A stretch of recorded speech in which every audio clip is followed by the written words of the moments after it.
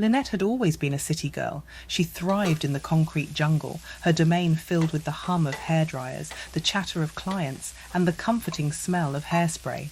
Her salon was her sanctuary, a place where she could transform anyone into a masterpiece. But camping, that was a different story. The thought of bugs, dirt, and the eerie silence of the woods made her shiver.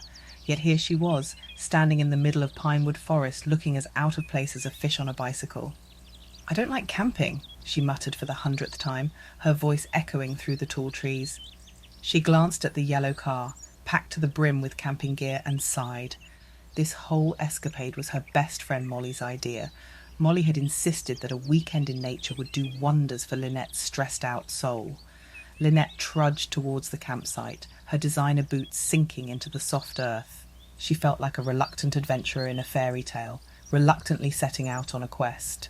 The campsite was picturesque, with a clear brook gurgling nearby and birds singing in the canopy above.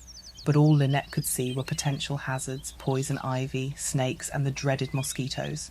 As she struggled to set up the tent, Lynette's thoughts wandered to the mysterious disappearance of her favourite pair of scissors. They had vanished from her salon a week ago, and despite turning the place upside down, she had found no trace of them. It was as if they had been swallowed by a black hole. Just as she managed to erect the tent, albeit lopsided, there was a rustle in the bushes behind her. Lynette froze, her heart pounding like a drum in a rock band. "Who's there?" she called out, clutching a tent pole like a makeshift weapon. A squirrel darted out, chattering angrily at her before scampering up a tree. Lynette let out a breath she hadn't realised she was holding. "Great, now I'm being terrorised by woodland creatures," she muttered, plopping down on a log. She pulled out her compact mirror, a small comfort from her city life, and checked her reflection. "At least my makeup is still on point," she said with a wry smile. As the evening wore on, Lynette found herself warming up to the idea of a campfire. She gathered some wood, managing to light a small blaze after several failed attempts and a lot of muttered curses. The crackling fire was oddly soothing, casting dancing shadows around her. Suddenly there was a flash of silver in the firelight. Lynette squinted, leaning closer. There, half buried in the dirt, was something metallic.